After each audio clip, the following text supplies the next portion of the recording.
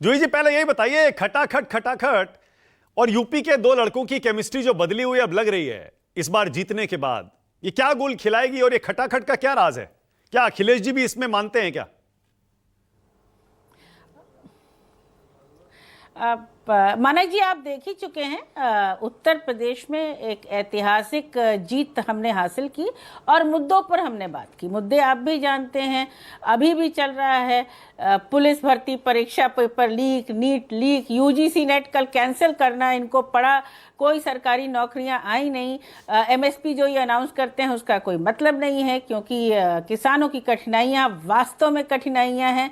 Actually Bharatiya Janata party की जो नीति निर्धारण होती है उससे लोगों को भय है, क्योंकि ज़मीन पर वो आती नहीं है, और जब ज़मीन पर वो आती नहीं है तो जो आवरण ये फैलाते हैं ना कि ज़मीन पर आ गई, इन्वेस्टमेंट समिट पर करोड़ों रुपए फेंक दिए, लेकिन एक भी इन्वेस्टमेंट ज़मीन पर नहीं आया, आपने अस्पताल स्वास्थ्य सेवाओं पर कुछ खर्च नहीं किया। कोविड अभी भी सबको याद है कि किस तरह से ऑक्सीजन सिलेंडर नहीं मिल रहे थे, अभी तक जिला अस्पतालों की क्या हालत है।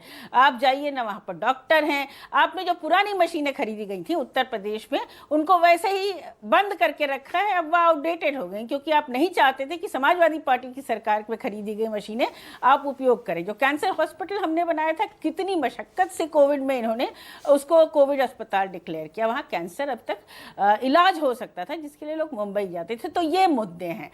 बाकी हमने एक बेहतरीन प्रदर्शन अयोध्या, चित्रकूट, श्रावस्ती, बलिया, सलेमपुर, आपके पास लिस्ट है पूरी, और साथ ही जो ये कहते हैं कि हमारी परंपरागत सीटें थी, कांग्रेस के साथ मिलकर किया है।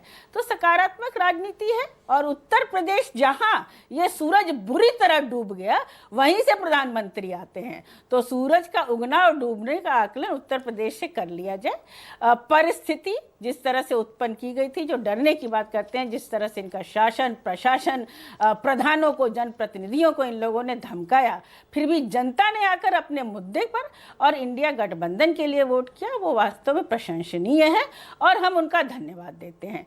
आगे भी संसद में हम इन्हीं मुद्दों को उठाते रहेंगे और इन्हीं पर इनसे जवाब भी लेंगे। बाकी ये बातों का हेर फेर कि आएंगे तब करेंगे, तो के शर्मा जी को ये सब कहना भी पड़ेगा अपनी हार को छुपाने के लिए। आपको मध्य प्रदेश में खुशी मिलती है, आप खुश हो लीजिए, आपको कहीं और खुशी मिलती है, बिल्कुल आपको खुश होना। उत्तर प्रदेश तो आपका एक मैं कहूँ उपयोग करने का एक लेबोरेटरी था, और आपने यहाँ पर उत्तर प्रदेश के लोगों में जितना आपसी वैमनस्य पैदा किया है उसके लिए भारतीय जनता पार्टी को इतिहास कभी नहीं माफ करेगा। वो हम लोग जानते हैं ना, हम लोग उत्तर प्रदेश में रहते हैं। ये बताइए कि एक गुजराती कंपनी को पुलिस भर्ती का आपने टेंडर दे दिया, फिर उसके बाद वो लीक हो गया, कैंसिल हो गया, उसके जो ओनर थे वो भाग भी गए, तो इस पर थोड़ा सा जवाब दीजिए। जूही जी, लेकिन ये तो बताइए, ये दो लड़के अब कैसे, दो लड़के कैसे हिलाएंगे केंद्र की, दिल्ली की सरकार को और यूपी की सरकार को? 5 साल अभी लोकसभा चुनाव में बचे हैं और करीब 3 साल अभी यूपी के चुनाव में बचे हैं। मोहब्बत की परिभाषा पूछ रहे थे, वो भी बता देती हूँ। मोहब्बत की परिभाषा होती है आपसी सामंजस्य, आपसी सम्मान और आपसी संवाद। अब आप उसको अगर दुकान और अपनी सस्ती, जैसे के शर्मा अगर उन्हें मोहब्बत की दुकान कहा, तो उसको आप अपनी सस्ती दृष्टि से देख सकते हैं। हमारे लिए उसका मतलब है एक मजबूत विपक्ष, और प्रधानमंत्री जैसे हमने यहाँ मुख्यमंत्री से अपने सवाल रखे और जनता के सवाल रखे, हम वहाँ भी रखेंगे। संसद चले या न चले ये सरकार के ऊपर निर्भर है। तो ये कहना कि आप वहां पर आकर ट्रेजरी बेंचों के सामने ये नहीं करेंगे, तो सरकार भी तो जिम्मेदार है। जीएसटी आप लाए, उसमें कितने आपने संशोधन किए? जूही जी, दो लड़कों पर बोल नहीं रही हैं, ऐसा लगता है असेंबली इलेक्शन को लेकर अभी स्थिति क्लियर नहीं है। दो लड़के यूपी के विधानसभा चुनाव तक एक साथ रहेंगे या नहीं रहेंगे, लगता है अभी पूरा भरोसा है नहीं। माना जी, सुरेंद्र भाई बैठे हैं, वो जानते हैं कि हमारे राष्ट्रीय अध्यक्ष और राहुल गांधी जी, उन्होंने 2017 में काम किया।